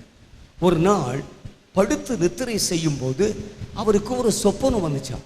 அந்த சொப்பனம் எப்படின்னா, வெள்ளை சிங்காசன நியாய தீர்ப்ப அவர் கண் எதிரே பார்க்கிறார்.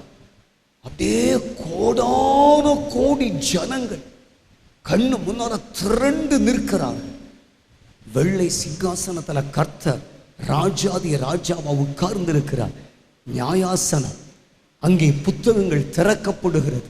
பூமியில் உள்ள கோத்தரத்தார், பாக்ஷக்காரர் எல்லாரும் வந்து 1 by 1 அணுகிறாங்க. அங்கே ஒவ்வொரு பேருடைய பெயரும் வாசிக்கப்படுகிறது. an angel, he read out everyone by name. ஒவ்வொருத்தருடைய பேரா. இப்போ இந்த சகோதரருக்கு யார் பேர் வாசிக்கிற மாதிரி தெரியுதுன்னா, இவர் கைக்கு கீழே அந்த டீ ஃபேக்டரியில ஒர்க் பண்ணக்கூடிய ஒரு சகோதரனுடைய பெயர் வாசிக்கப்படுகிறது. இவருக்கு சொப்பனத்தில் தெரியுது, ஏய் நம்ம கம்பெனியில நம்ம கைக்கு கீழே ஒர்க் பண்றவர் பேர்லாம் வாசிக்கிறாங்க அப்படின்னு சொல்லி தன் இருதயத்தில் எண்ணிக்கொண்டிருக்கும் போதே அவரை முன்னால நிறுத்துறாங்க. முன்னால நிறுத்தின உடனே இவருடைய காரியம் என்ன, அவருடைய வாழ்வு எப்படிப்பட்டது, இவர் நித்தியத்திற்கு உரியவராக பூமியில வாழ்ந்தாரா, இதெல்லாம் பார்த்த உடனே இல்லை என்று அங்கே கூறப்படுகிறது. பரலோகத்துக்கு வர முடியாது, நித்தியத்தை சுதந்திரிக்க முடியாது. உடனே இருண்ட, அதாவது கண் அப்படியே கருத்த உருவங்கள் அந்த சொப்புனத்தில் இவருக்கு தெரியுதான். வேகமாக தொம்முன்னு ஓடி வந்து இந்த சகோதரனுடைய கைகளையும் கால்களையும் அப்படியே பிடித்து அப்படி இழுத்து கொண்டு போகிறார்களாம்.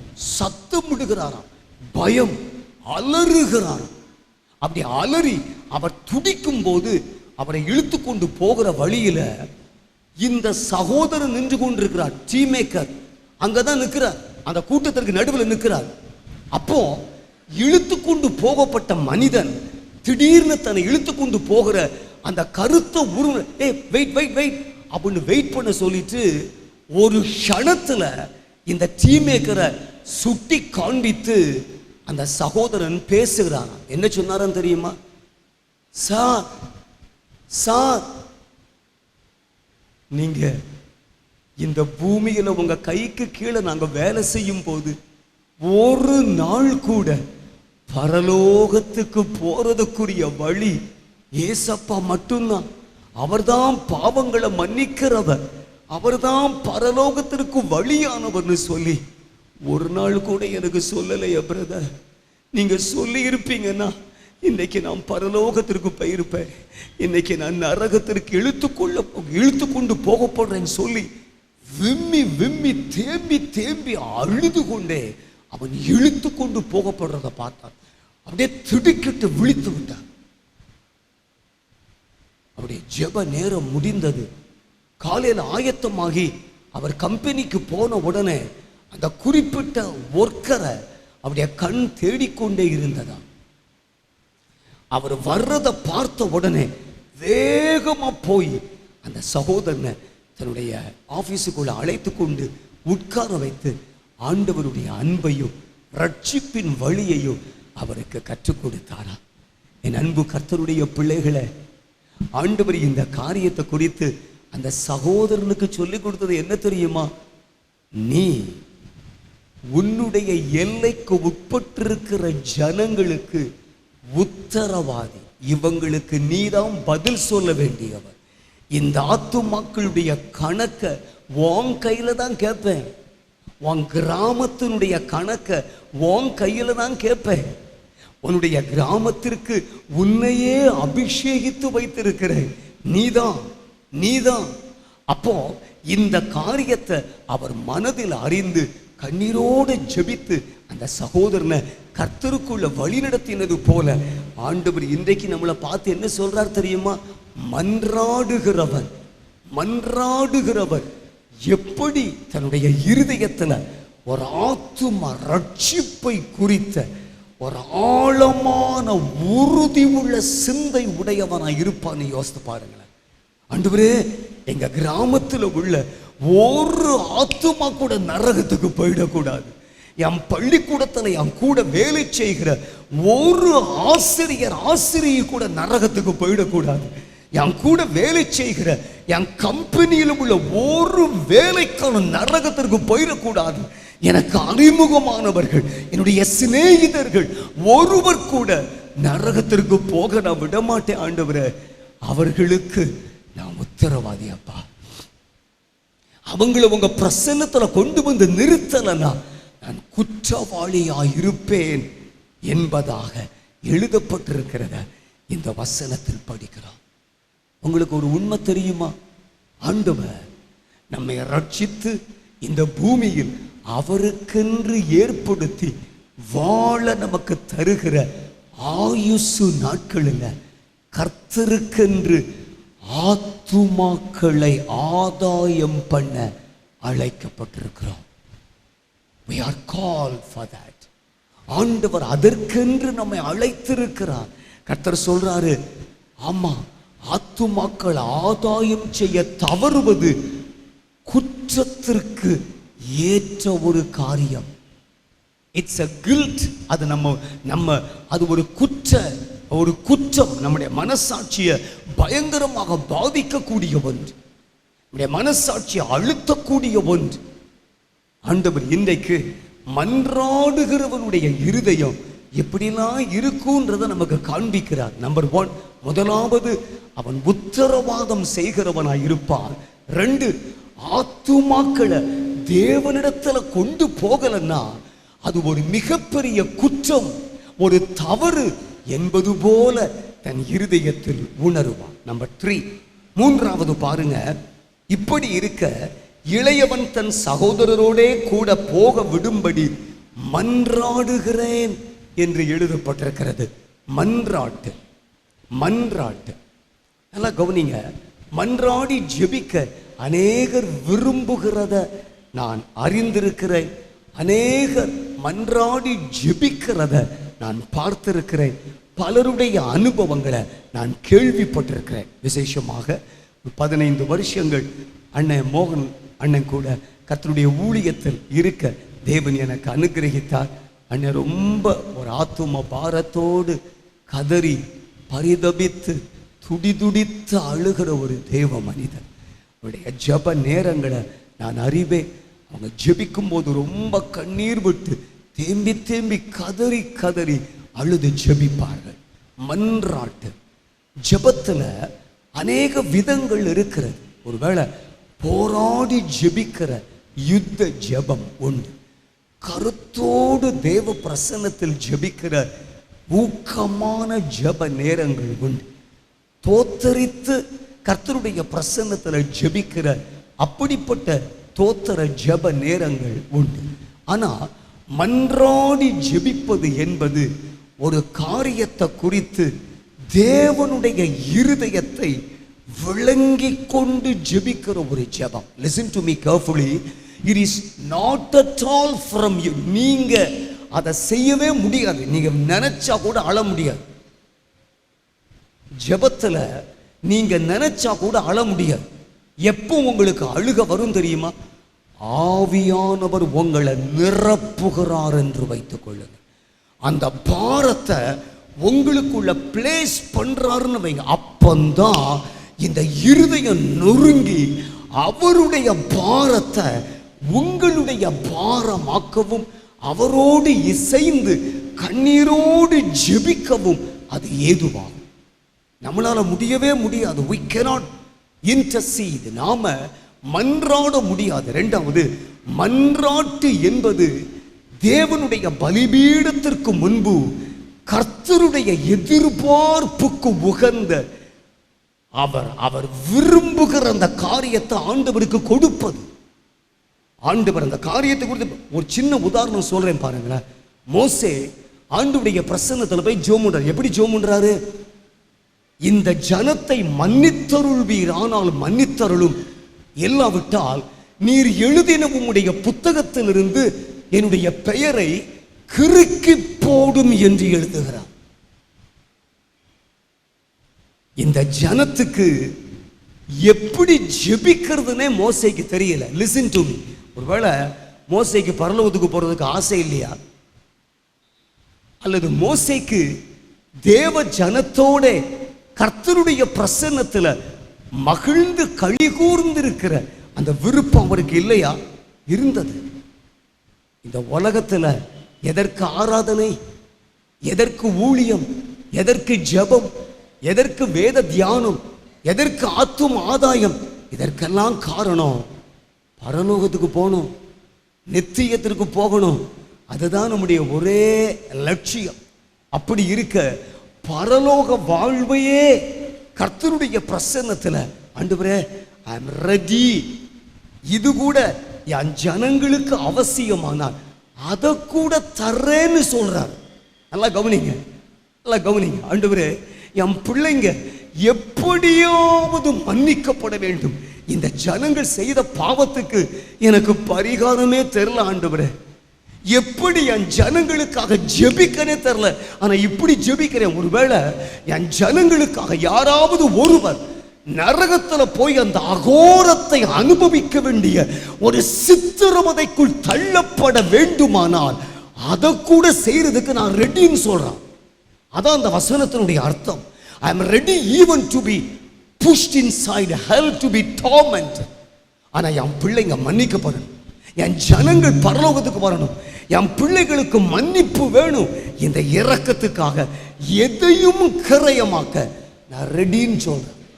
அதனால தான் ஆண்டவர் அவனை குறித்து சங்கீதத்தில் எழுதும் போது அவரால் தெரிந்து கொள்ளப்பட்டவன், அவருடைய கோபத்தை ஆற்றும் பொருட்டு திறப்பின் வாயிலே நின்றான் என்று எழுதப்பட்டிருக்கிறது.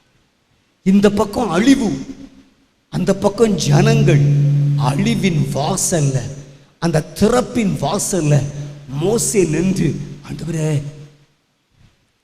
என்ன என் ஜனத்துக்காக நீங்க நினைத்தருளி, நான் அழிஞ்சா கூட பரவாயில்ல, என் ஜனங்கள் பாதுகாக்கப்படணும், என் ஜனங்கள் உங்க கிருபைக்கும் உங்க இரக்கத்திற்கும் சுதந்திரவாளிகள் ஆகணும். கண்ணீரோடு ஜெபிக்கிறான், உடைந்த இருதயத்தோடு ஜெபிக்கிறான், அழுது கதறி ஜெபித்திருப்பார். என் அன்பு கர்த்தருடைய பிள்ளைகளை, அதுக்கு பேர் தான் மன்றாட்டு. இந்த மன்றாட்டு என்பது முழுக்க முழுக்க தேவனிடத்திலிருந்து நமக்குள்ள கடத்தப்படுகிற ஒரு அனுபவம். பரிசுத்த ஆவியானவர் இந்த அனுபவத்தை நமக்கு கொடுக்கிறவர். ரோமருக்கு எழுதின நிருபம் 8வது அதிகாரத்தின் 26, 27 வசனங்களில் அந்த காரியத்தை படிக்கிறோம். பெருமூச்சு, அதாவது வாக்கு கடங்காத பெருமூச்சு, அப்படி ஜெபிக்கிற ஒரு ஜெப அனுபவம் இந்த இறுதி நாட்களில் எழுப்புதலுக்காக ஆண்டவர் நம்மிடத்தில் எதிர்பார்க்கிறார். நம்மிடத்தில் எதிர்பார்க்கிறார், நம்மிடத்தில் எதிர்பார்க்கிறார். எப்படி நம்ம மன்றாடணுமா?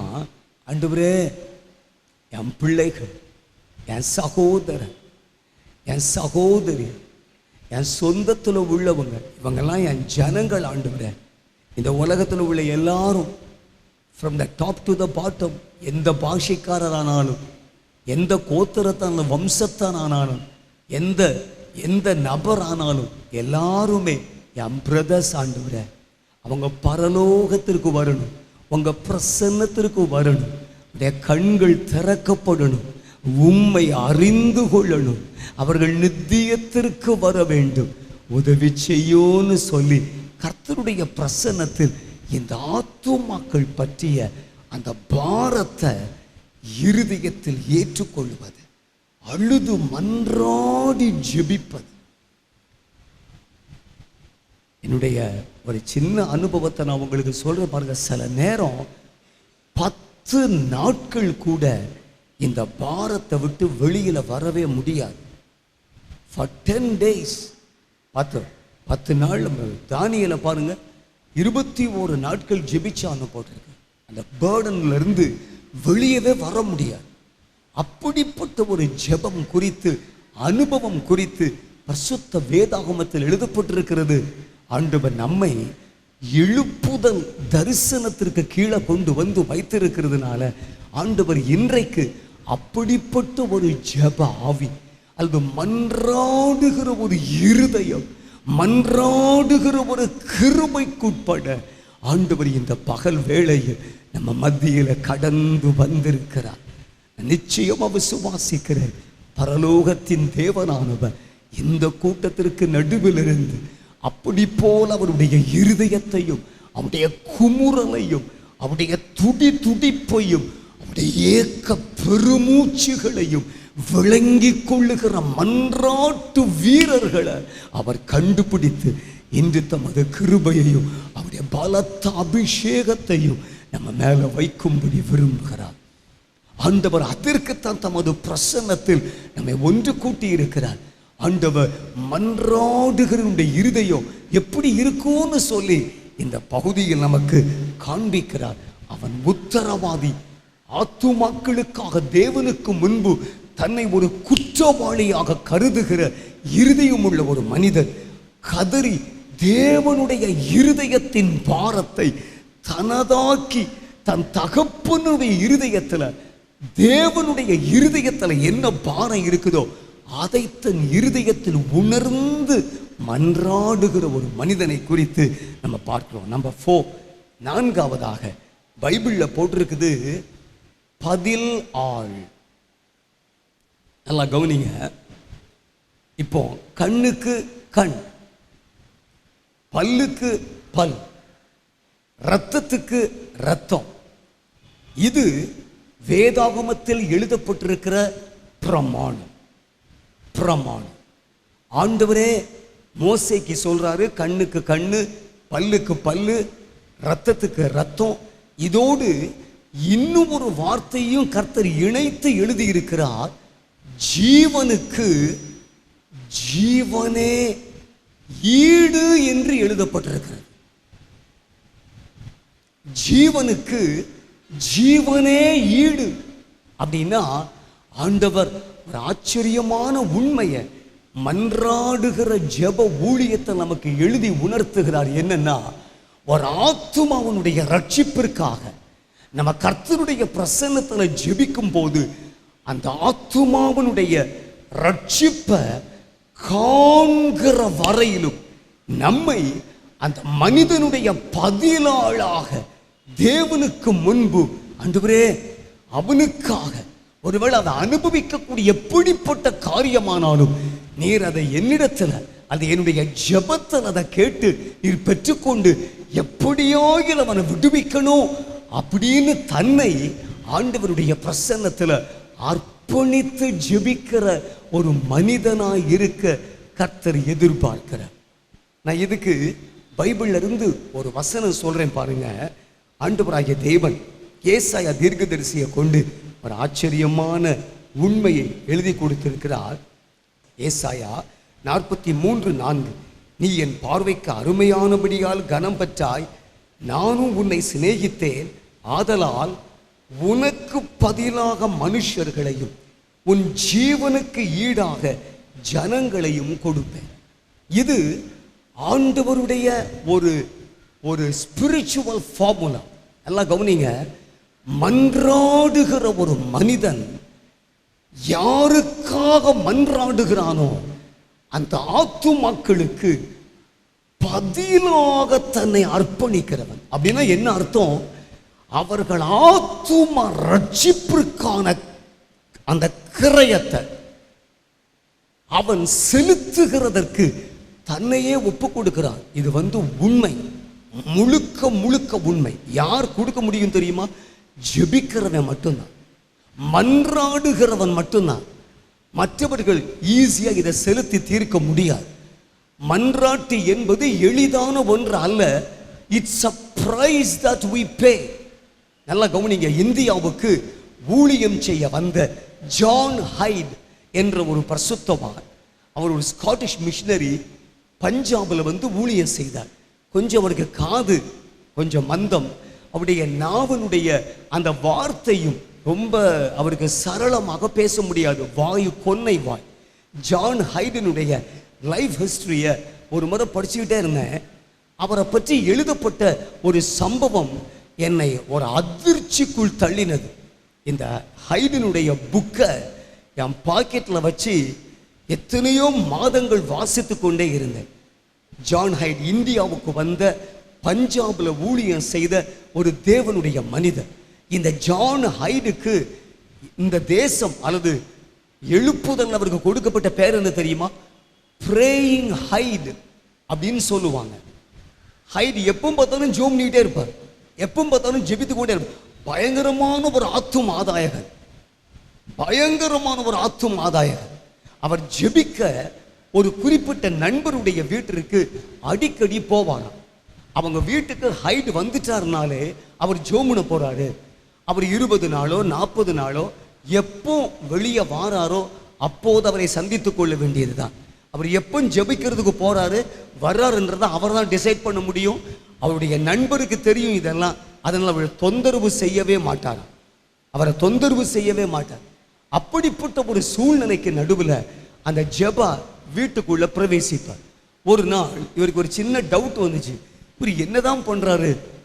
உள்ள போனார்னா இவர் என்ன பண்றாரு ஒண்ணுமே தெரிய மாட்டேங்குது. தண்ணி குடிக்க மாட்டேன்றாரு, ஒண்ணுமே சாப்பிட மாட்டேன்றாரு, எப்போ தூங்குறாரு எப்போ எழும்புறாரு ஒண்ணுமே தெரியலைன்னு சொல்லி சும்மா ஒரு நாள் ராத்திரி அவர் போய் அவர் ஜெபித்து கொண்டிருந்த அந்த பில்டிங்கினுடைய வெளி சுவற்றில் காதை வச்சு சரி அவர் என்ன பண்றாருன்னு கேட்குதான்னு பார்ப்போன்னு காதை அந்த சுவற்றில் வச்சு அவர் கேட்டார்.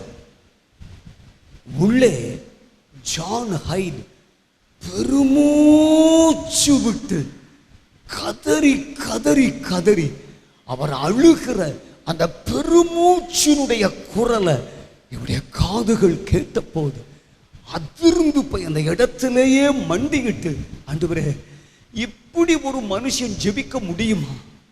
நேரங்காலமே பார்க்காம, சாப்பாட்டுக்கு முதலிடம் கொடாம, தண்ணி குடிக்காம, ஓய்வெடுக்காம, தன் குடும்பத்தை பார்க்காம, தனக்கு உள்ள எல்லாவற்றையும் புறம்பாக்கி ஆண்டவருடைய பிரசன்னத்துல வந்து கிரைய செலுத்தி ஜெபிக்க முடியுமா? Listen to me.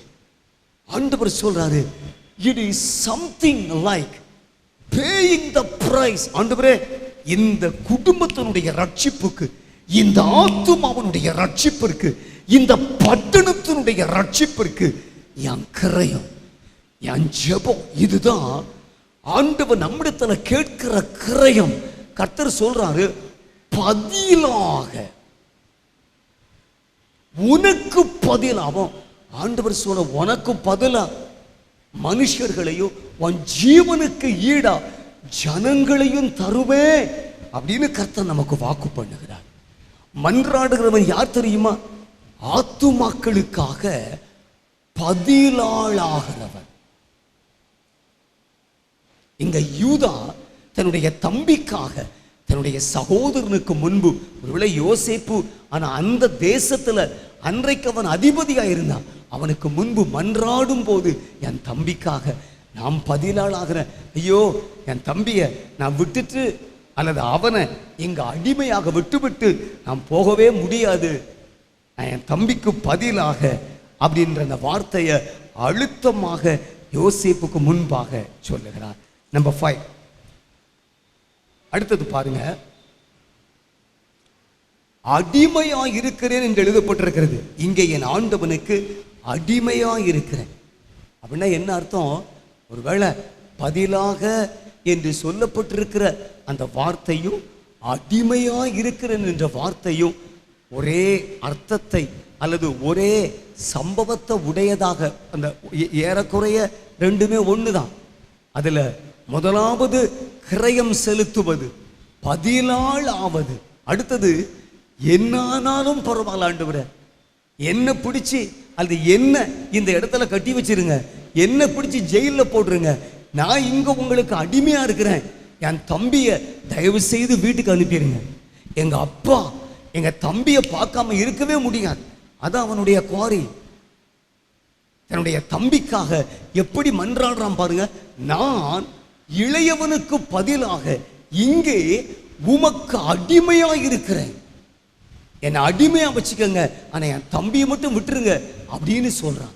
அவனுடைய இருதயம் எப்படி அங்கலாய்த்து இருக்குன்னு பாருங்களேன். அப்ப தகப்பனுடைய வருத்தத்தை, தகப்பனுடைய இருதயத்தை, தகப்பனுடைய உணர்வுகளை, சிந்தைய, அவனுடைய உணர்வின் உச்சத்தை உறுதியாக இருதயத்தில் அறிந்து, எங்க தம்பி, அதாவது ஆத்துமாக்கள், ஆத்துமா ஆத்துமா ஆத்துமா, அது இல்லாம எங்க அப்பா சந்தோஷப்படவே மாட்டார், அதற்காக அடிமையா இருக்கிறேன் என்று தன்னை ஒப்பு கொடுக்கிறான். அப்போ இது நம்முடைய பிரதிஷ்டையையும் நம்முடைய அர்ப்பணிப்பையும் குறிக்கிறது. ஒரு அருமையான பாடல் உண்டு, தானியேல் போல ஜெபித்திடும் தாசர்கள் பலர் மறைந்தார். திறப்பின் வாயிலே நிற்கும் சிலர் தூங்கி களைத்து போனார். பாவம் பெருகுதே, பாரும் பரன் இயேசுவே, அழியும் மனுக்குலம், அதையும் ரட்சியுமே, ரட்சித்தருளும் அப்படின்னு ஜெபிக்கிற ஒரு பாடல். என் அன்பு கர்த்தருடைய பிள்ளைகளை, ஆண்டவர் இன்றைக்கு அப்படிப்பட்ட அந்த காரியத்தை நம்மிடத்தில் எதிர்பார்க்கிறார். பிகமிங் அ ஸ்லேவ், அடிமையானாலும் பரவாயில்ல, ஆண்டவருடைய பிரசன்னத்தில் அப்படிப்பட்ட ஒரு ஆழ்ந்த பிரதிஷ்டைக்கு, ஒரு பிரதிக்கனை வாழ்விற்கு கர்த்தர் நம்மை அழைக்கிறார். கர்த்தர் நம்மை அழைக்கிறார். ஆண்டவனுடைய கண்களை திறப்பாராக. இறுதியாக அங்கே 2 வார்த்தைகள் எழுதப்பட்டிருக்கிறது. ஒன்று, எப்படி போவேன். 2, எப்படி காண்பேன். இந்த 2மே ஒருவேளை ஒரே அர்த்தத்துக்கு உரியதாக அந்த வசனத்தில் சொல்லப்பட்டிருக்கிறது. எப்படி போவேன், எப்படி காண்பேன். அவனுடைய இருதயத்தை தேவனுடைய பிரசன்னத்தில் அல்லது தன்னுடைய சகோதரனுக்கு முன்பாக அவன் வெளிப்படுத்துகிறான். என் தம்பி இல்லாம என்னால எங்க அப்பாட்ட போக முடியாது, எங்க அப்பா முகத்தை என்னால பார்க்கவே முடியாது. எப்படிப்பட்ட ஒரு சிந்தை உடையவனாய் அவனுடைய மனம் அல்லது அவனுடைய இருதயம் உருமாற்றப்பட்டிருந்ததுன்றத பாருங்க. அவன் சொல்றான், ஆத்துமாக்கள் இல்லாம அல்லது என்னுடைய சகோதரன் இல்லாம நான் போக முடியாது. இந்த சகோதரன் இல்லாம என்னால போக முடியாது. எங்க அப்பாவனுடைய சமூகத்தை நான் சந்திக்க முடியாது, அவரை பார்க்க முடியாது. என் அன்பு கர்த்தருடைய பிள்ளைகளை, ஆண்டவர் இப்படிப்பட்ட ஒரு இருதயம் உள்ள, இப்படிப்பட்ட ஒரு பரிதவிப்பு நிறைந்த, இப்படிப்பட்ட ஒரு ஆழ்ந்த பாரத்தை சுமக்கிற மனிதர்களை ஆண்டவர் இன்றைக்கு இந்த மன்றாட்டு ஊழியத்திற்கென்று தேடுகிறார். It's a ministry. It's a ministry. ஆண்டவருடைய இருதயத்தின் அங்கலாய்ப்ப, ஆண்டவருடைய இருதயத்தின் பரிதவிப்ப, ஆண்டவருடைய பெருமூச்சுகளை நமதாக்கி இந்த இருதயத்தில் விளங்கி கொண்டு அவரோடு ஜெபிக்க, அவரோடு கதறி அழ, அவரோடு கண்ணீர் சிந்த ஆண்டவர் நம்மை அழைக்கிறார். ஆண்டவர் நம்மை அழைக்கிறார். நம்ம ஜெபம், நம்ம ஜெபிக்கிறோம், நம்ம இருதயத்தில் விருப்பம் இருக்குது. பட் ஸ்டில் நம்ம இப்படிப்பட்ட ஒரு ஆட்டிடியூடோட ஆண்டவருடைய பிரசன்னத்தில் ஜெபிக்க அழைக்கப்படுகிறோம். ஆண்டவருடைய கண்கள் இப்படிப்பட்ட ஜெப வீரர்களை இன்றைக்கு எட்டி பார்க்கிறது, கவனிக்கிறது. ஆண்டவர் இந்த தேசத்திற்காக பரிதபித்து ஜெபிக்கிற, மன்றாடி ஜெபிக்கிற, மனம் உடைந்து ஜெபிக்கிற பிள்ளைகளை, அப்படிப்பட்ட ஜெப வீரர்களை ஆண்டவர் இன்றைக்கு தேடுகிறார். ஆண்டவர் இன்றைக்கு தேடுகிறார். ஆண்டவர் இந்த இருதயத்தையும் அந்த பாரத்தையும் அந்த கிருபையையும் நம்ம மேல ஊற்ற விரும்புகிறார். பைபிள்ல போட்டிருக்குது, அவர் மாம்சத்தில் இருந்த நாட்களில் தம்மை மரணத்தினின்று ரட்சிக்க வல்லமை உள்ளவரை நோக்கி பலத்த சத்தத்தோடு மிகுந்த கண்ணீரோடு விண்ணப்பம் பண்ணி வேண்டுதல் செய்து தமக்கு உண்டான பய பக்தியின் நிமித்தம் கேட்கப்பட்டு என்று எழுதப்பட்டிருக்கிறது. ஏசப்பா வியர்வு சிந்தி ஜெபம் பண்ணினா, ஏசப்பா கண்ணீர் சிந்தி ஜெபம் பண்ணினா, ஏசப்பா இரத்தத்தையே சிந்தி ஜெபம் பண்ணினா. அவருடைய ரத்தம் கெத்செமனே தோட்டத்திலேயே சிந்தப்பட்டது. சிலுவையில் அவர் அடிக்கும் போது அவர் ரத்தம் சிந்தினது உண்மை. பிலாத்துவுடைய அரண்மனையில் அவர் ரத்தம் சிந்தினது உண்மை. ஆனால் ஏசப்பா ரத்தம் சிந்தின முதல் இடம் எது தெரியுமா? கெத்செமனே தோட்டத்தில் அவர் ஜெபிக்கும் போது அவருடைய ரத்தத்தின் பெரும் துளிகள் தரையிலே விழுந்தது என்று எழுதப்பட்டிருக்கிறது. ஆண்டவர் மன்றாடுகிற அந்த கிரேஸ், அந்த கிருபையை நமக்கு தர விரும்புகிறார். நம் பிள்ளைங்க எழுப்புதலுக்கு நிர்ணயிக்கப்பட்டிருக்கிறவர்கள், என் பிள்ளைகளை நான் நம்பி இருக்கிறேன். அந்த கிரேஸை, அந்த அபிஷேகத்தை என் பிள்ளைகளுக்கு நான் கொடுக்கணும். என் பிள்ளைகளை மன்றாடி ஜெபிக்கிறவர்கள் ஆக்கணும். இரவு பகலாய் ஆண்டவருடைய பிரசன்னத்தில் உத்தரவாதம் அருளி அல்லது உத்தரவாதம் செய்து மன்றாடி அடிமையாக இந்த ஊழியத்திற்கென்று பரிபூரணமாக தன்னை ஒப்பு கொடுக்கிற பிள்ளைகள், என் அன்பு கர்த்தருடைய பிள்ளைகளை நாம எப்படி நம்மளை ஒப்பு கொடுக்கிறோமோ அதை வச்சுதான் ஆண்டவரே, ஹியர் ஐ ஆம், நான் இருக்கிற ஆண்டவரே, இந்த மன்றாட்டு ஊழியத்தில் என்னை பயன்படுத்துங்கப்பா, என்னை பயன்படுத்துங்க. நான் மன்றாடி ஜெபிப்பேன், கண்ணீரோடு ஜெபிப்பேன். ஆண்டவர்கிட்ட ஒப்பு கொடுத்து பாருங்க.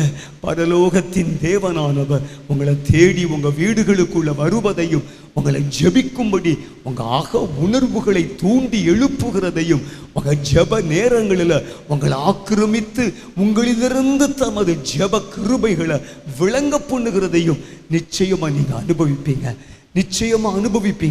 ஆண்டவர் இந்த நாளில் அப்படிப்பட்ட தமது கிருபையை நம்ம மேல வைக்கும்படி விரும்புகிறார். ஜெபிக்கிறவர்களுக்கு, மன்றாடுகிறவர்களை ஆண்டவர் நம்ம நடுவில் அபிஷேகித்து எழுப்ப விரும்புகிறார். அப்படியே நம்ம எல்லாரும் கண்களை மூடி கர்த்தருடைய பிரசன்னத்தில் எழுந்து நின்று நம்ம ஜெபிக்க போறோம். Shall we all stand up? எல்லாரும் எழுந்திருப்போம், கண்களை மூடுவோம், இருதயத்தை திறந்து, ஆண்டவரே, எங்க தேசத்தினுடைய நிலை 130 கோடிக்கும் அதிகமான ஜனங்கள் ஆண்டவரே, வலது கைக்கும் இடது கைக்கும் வித்தியாசம் தெரியாத ஜனங்கள் ஆண்டவரே, குரூரமான இருளுக்குள் கட்டப்பட்டிருக்கிற ஆத்துமாக்கள் ஆண்டவரே, வஞ்சிக்கப்பட்டிருக்கிறவர்கள் ஆண்டவரே, நம்பிக்கையற்றிருக்கிறவர்கள் ஆண்டவரே, தெய்வம் அல்லாதவைகளை தெய்வம் என்று நம்பி காலகாலமாய் இந்த அறியாமைக்குள் திணிக்கப்பட்டிருக்கிறார்கள் அப்பா. இந்த தேசத்துக்காக மன்றாடி ஜெபிக்க நீர் என்னை அழைத்திருக்கிறீர். கர்த்தர் இந்த காலை வேளையில் நமது நடுவில் பிரசன்னராகியிருக்கிறார். அவருடைய இருதயத்தின் பாரத்தை நீங்க உங்களுடையதாக்கி ஜெபிக்கிற பலன தேவன் கொடுப்பார். நிச்சயம் ஆண்டவர் எனக்கு சொன்னார், ஆண்டவர் என் பிள்ளைகளை இன்றைக்கு இந்த மன்றாட்டு அபிஷேகத்தினால நான் நிரப்ப போகிறேன் என்று அப்படியே கர்த்தருடைய பிரசன்னத்தில் ஆண்டவரே அந்த மன்றாட்டு அபிஷேகத்தை, பெருமூச்சு விட்டு அழுகிற அபிஷேகத்தை, அழுது ஜெபிக்கிற பெருமூச்சு விடுகிற இருதயத்தை உமது பிள்ளைகள் மேல வைக்கும்படி ஜெபிக்கிறேன்.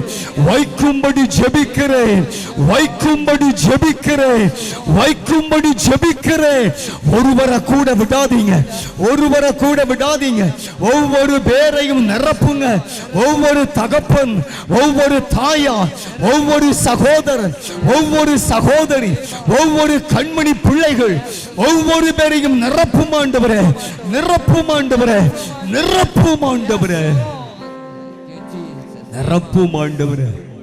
அன்றாடி ஜெபிக்க கிருபை கொடும் ஆண்டவரே. ஜெப நேரங்கள் மாறட்டும் ஆண்டவரே. உங்க பரிசுத்த பூயம் உமது பிள்ளைகளோடு இருக்கட்டும் ஆண்டவரே. வரப்போகிற நாட்களில் எழுப்புதலுக்காக அதிகமாய் ஜெபிக்கிற கிருபையையும் உமது பலனையும் கட்டளையிட்டருள ஜெபிக்கிறோம். உமது அன்புள்ள கரங்களில் ஒப்பு கொடுக்கிறோம். பிள்ளைகளை பலப்படுத்தி ஆசீர்வதியும் இயேசுவின் நாமத்தில் ஜெபிக்கிறோம் எங்கள் நல்ல பிதாவே. ஜெபம், துதி, ஆராதனை, புதுப்பாடல், யுத்தம், எழுப்புதல், உத்தரவாதம், ஐக்கியம். நம் சபை நிகழ்வுகள். கிருபையில் களிகூறுவோம். திங்கள் முதல் சனிக்கிழமை வரை காலை 5:30 மணி முதல் 6:30 மணி வரை. முழங்கால் யுத்தம் திங்கள் முதல் வெள்ளிக்கிழமை வரை காலை 10 மணி முதல் 12 மணி வரை. வாலிப பெண்கள் கூடுகை 2ஆம் சனிக்கிழமை மாலை 5:30 மணி முதல் இரவு 7:30 மணி வரை. பெண்கள் ஐக்கியம் 4ஆம் சனிக்கிழமை காலை 10 மணி முதல் மதியம் 1 மணி வரை. A cry for revival. எழுப்புதலில் எம் கண்ணீர் துளிகள் தினமும் மாலை 6:30 மணி முதல் இரவு 8:30 மணி வரை. நானும் என் வீட்டாரும் குடும்ப ஆசீர்வாத கூடுகை செவ்வாய்க்கிழமை தோறும் மாலை 7 மணி முதல் இரவு 8:30 மணி வரை. யாக்கோபின் யுத்தம் ஆண்கள் ஐக்கியம் புதன்கிழமை தோறும் இரவு 10 மணிக்கு. தீமோத்தேயு வாலிப ஐக்கியம் 2வது சனிக்கிழமை மாலை 5:30 மணி முதல் 7:30 மணி வரை. வேத பாட கூடுகை புதன்கிழமை தோறும் மாலை 7 மணிக்கு. பெருமீச்சு இரவு ஜெபம் 2ஆம் வெள்ளிக்கிழமை இரவு 10 மணிக்கு. எக்காலம் 12 மணி நேர துதி ஆராதனை தினமும் காலை 7 மணி முதல் இரவு 7 மணி வரை.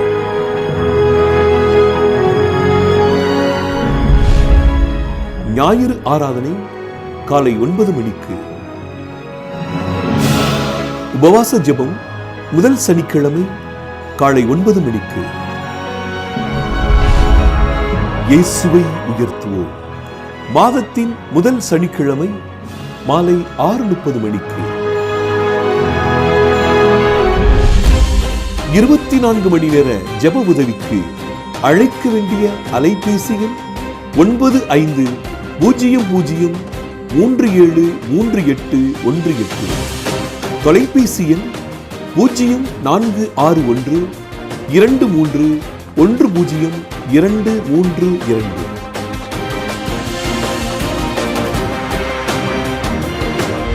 சும்மா இரு, புறப்படு, பிளந்து விடு.